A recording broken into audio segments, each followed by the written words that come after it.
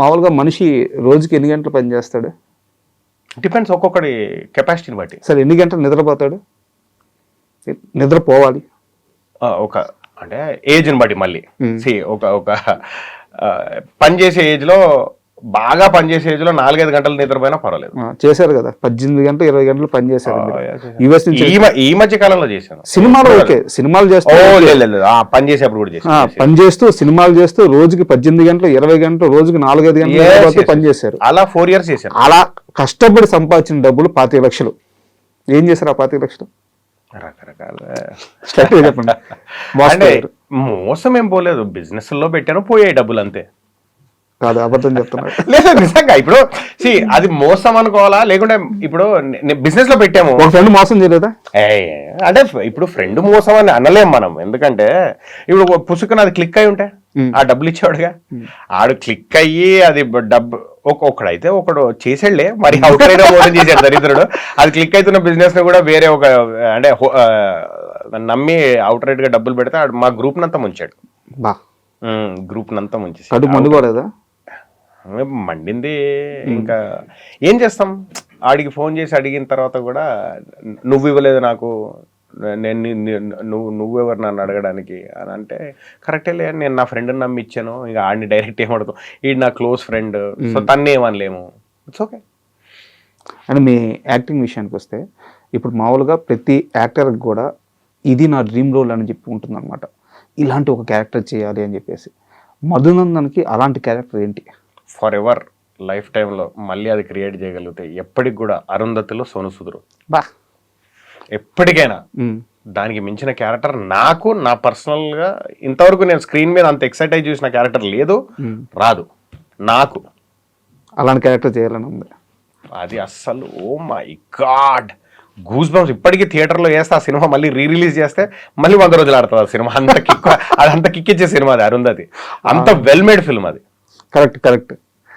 అయితే మన ఇండస్ట్రీలో, అంటే నేను ఈ ఓడు వాడొచ్చో వాడకూడదో నాకు తెలియదు, మన ఇండస్ట్రీలో మాత్రం ఉందనుకుంటాను, ఒక దౌర్భాగ్యమైన పని ఉంది. అంటే చాలా బాధతోనే ఈ ఓడు వాడుతున్నాను. ఒక యాక్టర్ ఒక క్యారెక్టర్ చేస్తే ఇంకా వాడిని దానికే స్టిక్ అని చేస్తారు. ఇప్పుడు మధునందన్ అంటే హీరో ఫ్రెండ్. ఈ ఫేజ్ దాటడానికి మీకు ఆల్మోస్ట్ లాస్ట్ 2-3 years నుంచి ఆ ఫేజ్ దాటారు మీరు. దాటాను మెల్లిగా. ఇప్పుడు నాకు డిఫరెంట్ కైండ్స్ ఆఫ్ క్యారెక్టర్స్ పడుతున్నాయి, డిఫరెంట్ కైండ్స్ ఆఫ్ రోల్స్ పడుతున్నాయి. అంటే లీడ్ క్యారెక్టర్స్ పడుతున్నాయి, సపోర్ట్ క్యారెక్టర్స్ పడుతున్నాయి, ఆపోజిట్ క్యారెక్టర్స్ ఇప్పుడు దాటారు. ఇప్పుడు ఉదాహరణకి జోష్ రవి గారు, నాకు తెలిసి మన తెలుగు ఇండస్ట్రీలో ఆ ఏజ్ గ్రూప్లో అద్భుతమైన నటుడు. ఎలాంటి క్యారెక్టర్నైనా ఖచ్చితంగా పండించగలరు, అన్ని ఎమోషన్స్ చేయగలరు. బట్ ఆయన్ని ఒక్క సినిమాలో ఒక వేషం వేశారని చెప్పి ఇప్పటికీ అలాంటి వేషాలని అడుగుతుంటే ఆయన కెరీరే ఈరోజు ఆల్మోస్ట్ డేంజర్లో పడింది. మీ విషయంలో కూడా అదే జరిగింది, చాలా సంవత్సరాలు పట్టింది దాటడానికి. ఎందుకు మన మేకర్స్ ఒక నటుల్లో ఒక ముద్ర వేసేసి అలా పెట్టేస్తున్నారు? ఇప్పుడు మీరన్న సోను సూద్ లాంటి క్యారెక్టర్ రావాలంటే అన్ని షేడ్స్ బయట చూపించే క్యారెక్టర్ రావాలి, అవకాశాలు రావాలి. ఆ పరిస్థితి ఉందా ఇండస్ట్రీలో ఇప్పుడు? ఎందుకు అలా ఉంది అని అంటే, మనం స్క్రీన్ మీద ఒకరిని చూస్తాం, ఒక క్యారెక్టర్ని చూస్తాం కదా స్క్రీన్ మీద. ఇప్పుడు ఒక హారర్ కామెడీ వస్తుంది స్క్రీన్ మీద, ఆ హారర్ కామెడీ హిట్ అయింది అనుకో, ఆ టైంలో ఎలాంటి సినిమాలు వస్తాయి? హారర్ కామెడీ సినిమాలు అన్ని హారర్ కామెడీలో వస్తాయి. ఓకే, అంటే ఈజీ టు రైట్, అది పని అయింది కాబట్టి, అది వర్కౌట్ అయింది కాబట్టి అది ఈజీ టు రైట్ అనమాట. అది చూసి రెఫరెన్స్ తో రాసుకోవడం ఈజీ.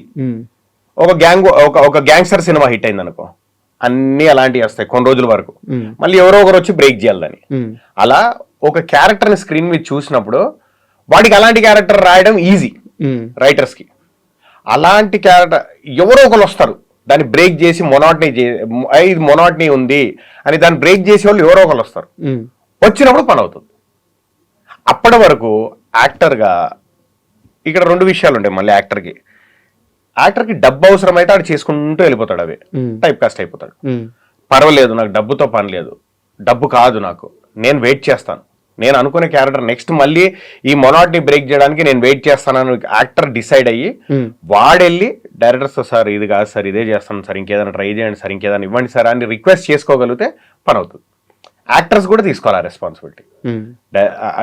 వాళ్ళు రైటర్స్ అండ్ డైరెక్షన్ డిపార్ట్మెంటే కాకుండా యాక్టర్స్ కూడా రెస్పాన్సిబిలిటీ తీసుకొని వెళ్ళి చెప్పుకుంటే సార్ నాకు ఇదే అయిపోతుంది సార్, ఇది ఇంకేదన్నా ఛాలెంజింగ్ ఏదన్నా ఒక్క సీన్ అయినా పర్వాలేదు, 2 సీన్లు అయినా పర్వాలేదు, ఛాలెంజింగ్ ఏదన్నా ఉంటే ఇవ్వండి, డెఫినెట్లీ వింటారు డైరెక్టర్, డెఫినెట్లీ ఆలోచిస్తారు. ఆడ అడుగుతున్నాడు ఏదో ట్రై చేద్దాంలే నెక్స్ట్ అనేది ఉంటుంది. అది యాక్టర్ మీద కూడా ఉంటుంది ఆ రెస్పాన్సిబిలిటీ. అందరికి పాసిబిలిటీ కాదు కదా. అదే చెప్పాను ఎందుకు అవ్వదు అని అంటే, C as an actor first of all ఇల్లు వదిలి మనము అన్ని డ్రీమ్స్ అని వదులుకొని మన తోటోడు ఎవడో వేరే ఐటీ జాబ్ చేసుకుంటాడు, లక్షలు సంపాదించుకుంటూ మనం ఏం చేయకుండా ఎప్పటికో ఒక బ్రేక్ వచ్చి సినిమాలు మొదలయ్యే టైంకి మనం వాటికి వదులుకోవాలనుకోం, కంటిన్యూస్ గా చేసేస్తుంటాం. అవును, అవునా? ఇక డబ్బు కూడా కాదు కానీ అవకాశాలు వదులుకోవాలనుకోం మనం. అరే ఇది పని అవుతుందేమో, అది పని అవుతుందేమో, అది కంటిన్యూస్ గా చేసే ప్రాసెస్ లో కొన్ని రోజులకు అదే రకమైన సినిమాలు రిలీజ్ అయ్యేసరికి మనం టైప్ కాస్ట్ అయిపోతాం. అంతే, అదే జరుగుతుంది. అండ్ మధునందన్ని మొదటిసారి కెమెరా ముందు నిలబెట్టిన వ్యక్తి రాజమౌళి గారు. అవును, శాంతినివాసం సీరియల్ యాక్ట్ చేశారు. శాంతినివాసం సీరియల్ యాక్ట్ చేశారు. నాకు తెలిసి మీకు రాజమౌళి గారితో మంచి ర్యాపో ఉండింది. ఇప్పటికీ ఉంటుంది, ఆయన్ని కలిస్తే ఇప్పటికీ ఉంటుంది. కాకపోతే కలిసే అవకాశం దొరకట్లేదు కానీ, లేకపోతే రాజమౌళి గారు అంటే ఆయన ఇప్పటికీ చిన్న యాక్టర్స్ని కూడా చాలా ప్రేమగా పలకరిస్తారు.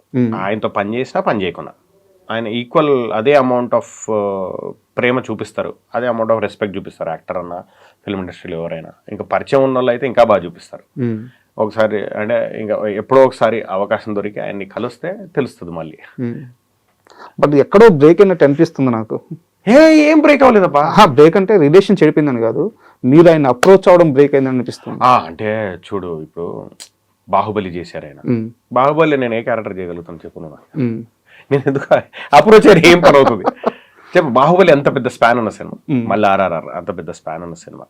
సో ఒక్కొక్క సినిమా 5 years అయిపోయింది, దెన్ మళ్ళీ ఆర్ఆర్ఆర్ ఒక 4 years 3 years అయిపోయింది. సో ఆయన సినిమాలు అన్ని రోజులు ఉన్నప్పుడు మనం ఆయన కలవలేము, బ్రేక్ చేయలేము, అంటే it is not right. So ఆయన అంత పెద్ద బిజీ అయిపోయారు, ఎక్కడ వెళ్ళి కలుస్తాం, ఏం కలుస్తాం? సో ఆయన ఎక్కడికో వెళ్ళిపోయారు. ఆయన జేమ్స్ క్యామరూన్తో కలుస్తుంటే మనం వెళ్ళి ఎలా కలుస్తాము?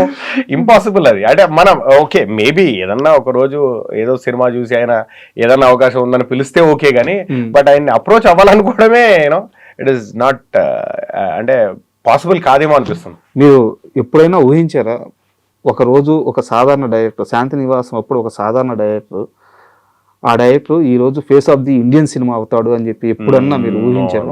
అనుకోలేదు. బట్ సై సినిమా చేస్తున్నప్పుడు మాత్రం సార్ ఏదో చేస్తారని తెలుసు, కానీ వరల్డ్ సినిమాలో one of the biggest names అవుతుందని ఎవ్వరు అనుకోలేదు. బట్ ఆయన ఏదో చేస్తాడని తెలుసు, ఆయన ఏదో మ్యాజిక్ చేస్తాడు, ఆయన ఏదో క్రియేట్ చేస్తాడు అని అందరికీ తెలుసు. బికాస్ సై సినిమా చేస్తున్నప్పుడు మాకు తెలుసు కదా, I mean the hard work, ఆయన ఆలోచన అంతా తెలుసు. బట్ ఆయన ఎంత పెద్దది, ఓ మై గాడ్, అసలు ఆయన ఇప్పుడు ఆయన ఎక్కడో ఉంటేనే ఆయన దగ్గరికి వెళ్ళడానికి భయం వేస్తుంది అబ్బా, అంత క్లోజ్ ఉండి కూడా. అంటే అంత పెద్ద, అంత ఆరా అయిపోయింది ఆయన చుట్టూ.